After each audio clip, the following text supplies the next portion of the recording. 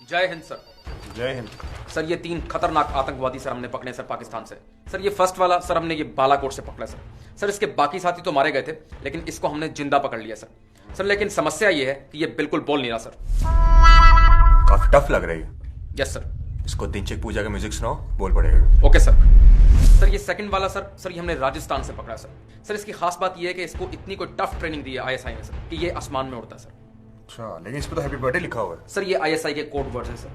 Sir H for Hindustan, A for Adnan समी sir, major Adnan के लिए मैसेज है sir. Sir B for Bharat, I for India sir, और ये R फॉर रॉ सर। उसको मिसाइल मारो।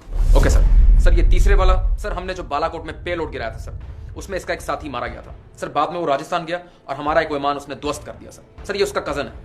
हमें शक है कि अगला हमला ये करेगा। ये कुछ बोला? हाँ सर बोल रहा है, मगर कोड वर्ड्स में बोल रहा है, समझ नहीं आ रही। क्या बोल रहा है? सर कुछ काय काय कर रहा है सर।